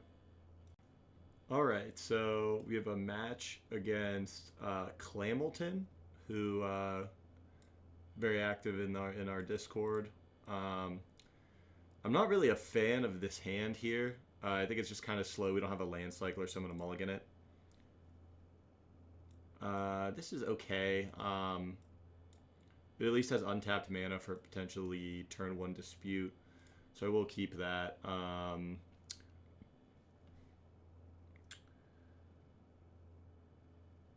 going to bottom this islet, just so that way I have... Well, no, it doesn't look like we're going to...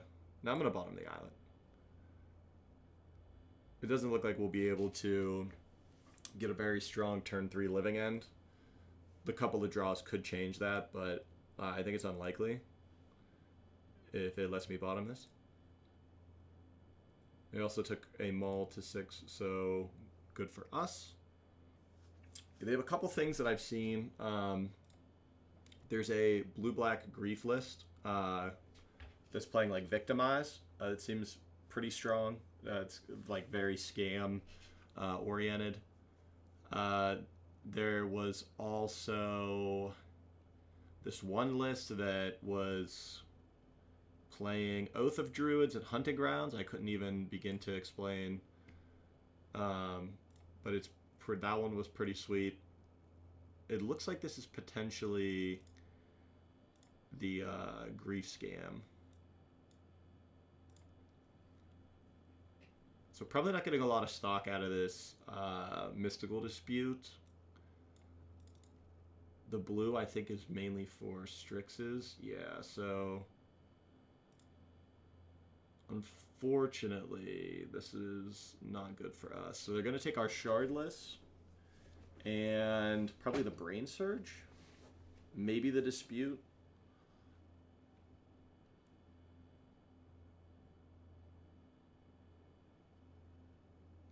Yep.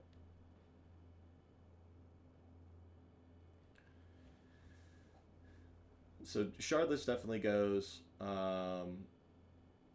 I'm just curious on what the other hit is going to be.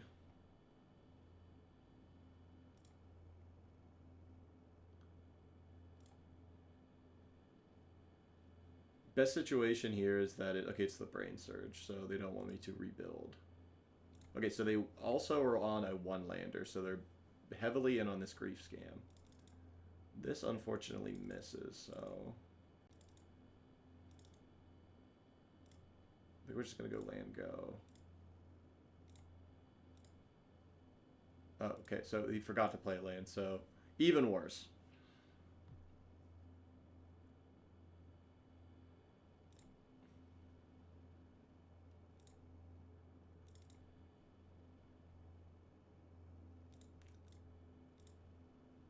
I think we can actually take a hit here. We'll wait to ice next turn, and then we can wake our waves now.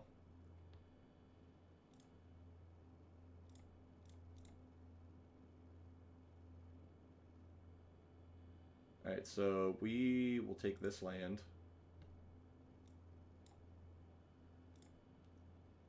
Now we have a Street Wraith in the yard. Alright, so we can find a Cinderglade here.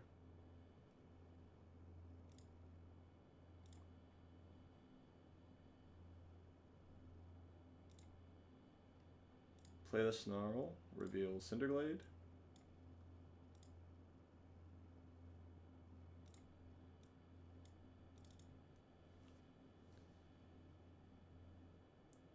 So we're definitely going to want to ice here to just dig deep to another card. So we will tap the grief and not the token. Okay, so if we can fade, if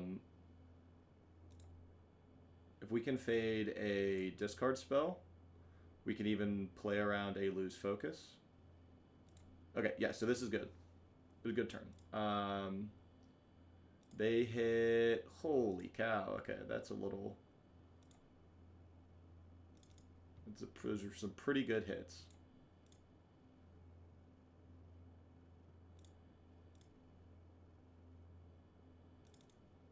Alright, so now we can go Snarl, Reveal. I think we pitch this Curator. Yeah, I believe we pitched the Curator, because I don't think that there would be much that they would have to interact. Like, I don't think we need to leave up the Mystical Dispute.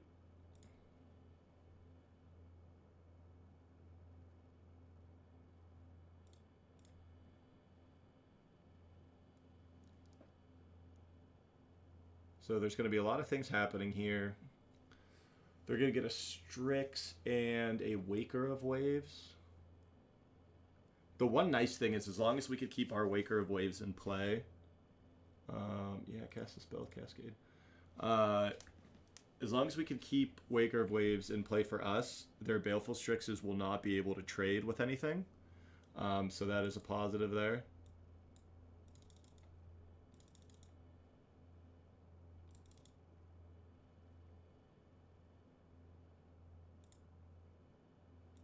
We also will have 3 Street Wraiths that are unblockable because of the Sunken Hollow. I'm going to lose one. We'll also be able to kind of block with our Waker into their Waker, as well as block it with another thing. Like these two blocking. It's pretty good. We also have the other Shardless, so we could even double block with Shardless since we don't really lose too much on that.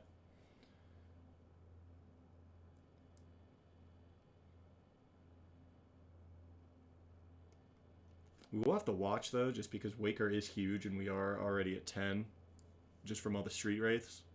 So we have a food token. Food token gives us a little bit of insurance, but...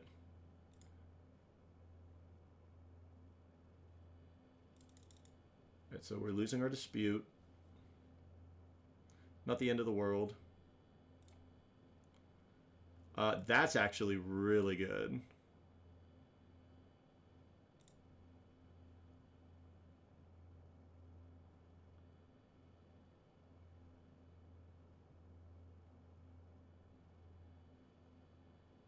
There's probably a life death.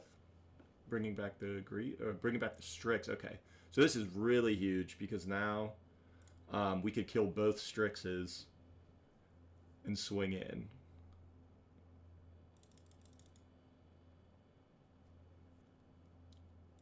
Let's see if they attack. Okay. Doesn't really make sense to attack there, so good on them.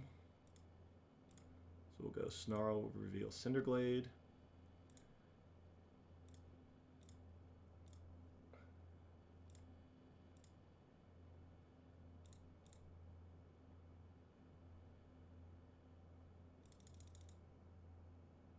Nice, got the win there. Okay. So they're not a Lurrus deck, which means they could have Leyline. So I think our best plays here are Foundation Breakers. We'll wait on Ingot Chewers just to see if they have Soul Guide Lanterns. Leyline of the Void is interesting. I think it stops a lot of the grief scam stuff too. We are bringing in a lot of cards here. Waker Waves are good versus Strixes.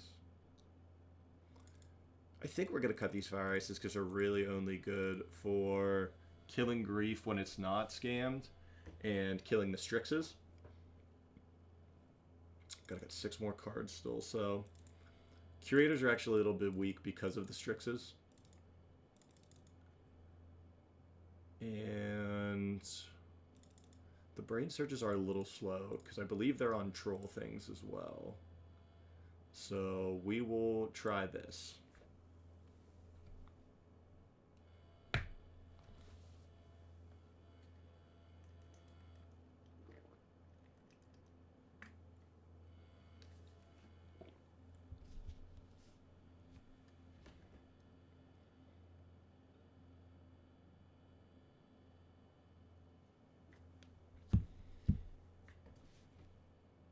I really like this hand.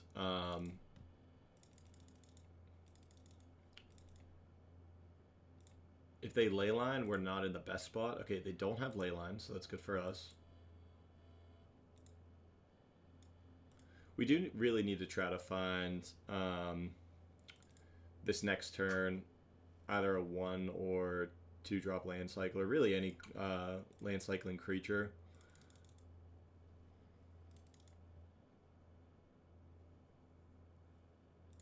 Okay, so we could be getting trolled here. Like, no pun intended, but...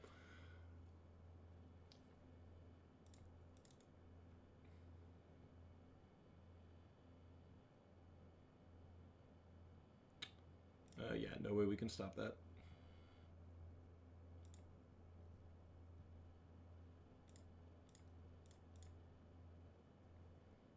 Right, so we will find the Cinderglade.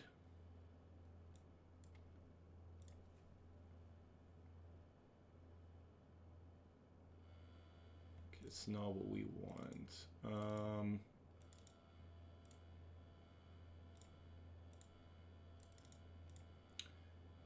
This is a little bit risky to do now, just in case there is like a Soul Guide Lantern, but right, there's a ley line. That's really not what we want. So we at least have our avenue for next turn, just because we have 2 things to bring back. We need to get this troll off the board, just because it does represent a pretty quick clock.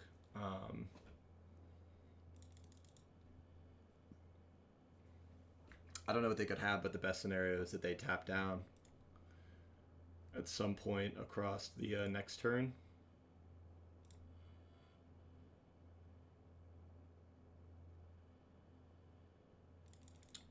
Cabal Therapy. Okay, so we're going to let that resolve.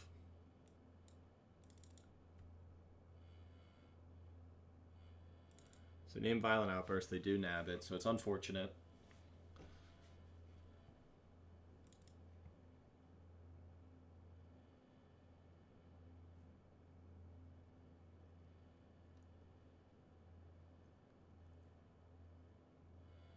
Okay, Soul Ring, yep.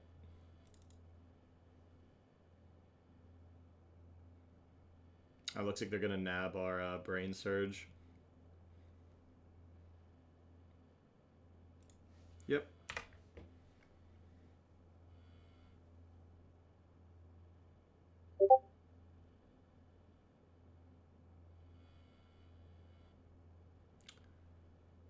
So pretty behind at this point in this game.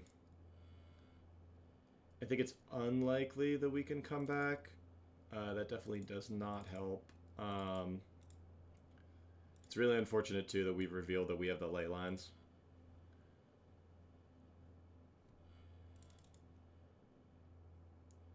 Still haven't seen a Soul Guide Lantern or anything, so...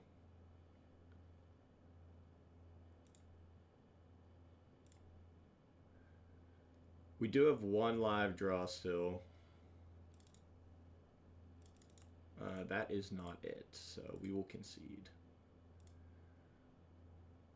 The Sky Turtles I kind of like for the troll hands. They're not as good against grief, but typically if we're griefing, it's already a little bit too late. Man, I'm really nervous about taking out more of these Foundation Breakers.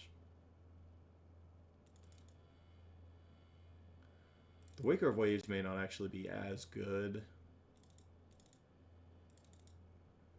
They're good specifically for the Strix hands, but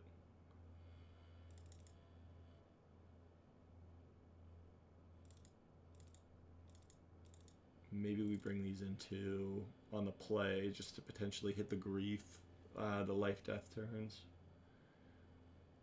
It doesn't really do anything there though. Man.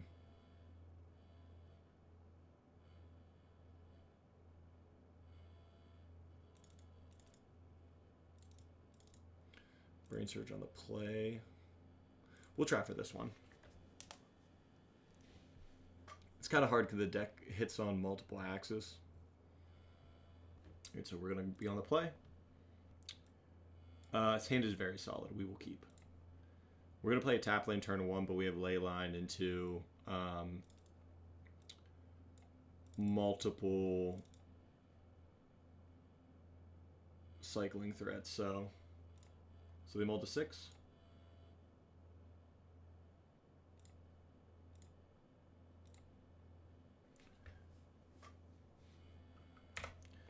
So our next play looks to be Cycle Oliphant.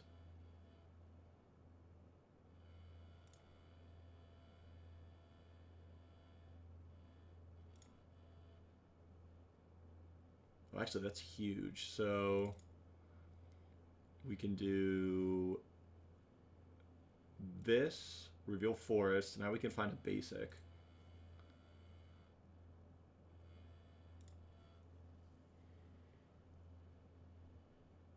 Alright, so he's got troll. He's trolling me.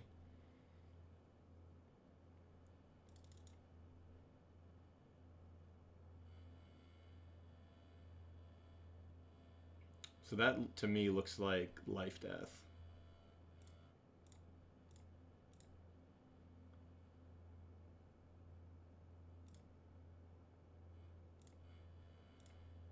So we're going to cycle both of these. The nice thing is that we don't have to go off this next turn. We can wait.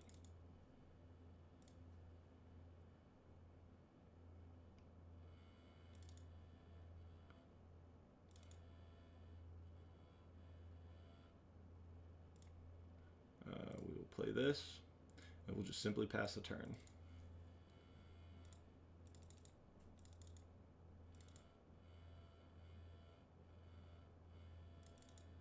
I'm really tempted to Violent Outburst here, but there is a chance that there is a Spell Pierce in my future.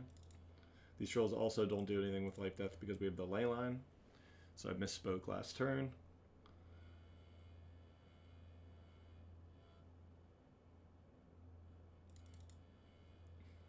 Okay, so we are going to try to go for it here just because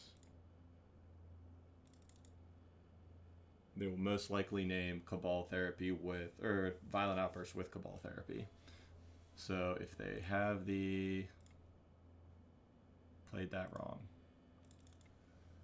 Oh, this probably taps for blue.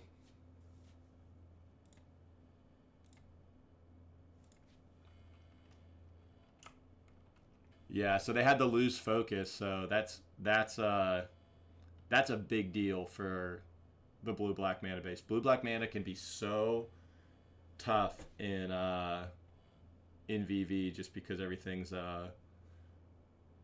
really pricey with that mana. But I really like Clam's deck. It seems very strong with the Victimize, Baleful Strix, Life Death. I actually played a deck similar to this at the Apex 1K. And just played against a lot of fast decks, but I think this is a really solid shell. So really close games. It's kind of unfortunate it came down to River of Tears, but GG's to them for sure. With that, we have finished the league. The deck ended up with a 4-1 record, losing to Aristocrats and beating Blue-White Thopter Sword, Blue-Green Marvel Turns, Amalia, and Blue-Black Victimize. Overall, the deck feels very strong and can play hands as quick as the older modern versions. It also has some easy budget cuts if prices start fluctuating in the Botanical Sanctums and the sideboard ley lines. If you like the video or have something you want to share regarding the league, the recording, or the gameplay, please let me know below. Thank you guys for watching, and I'll see you next time.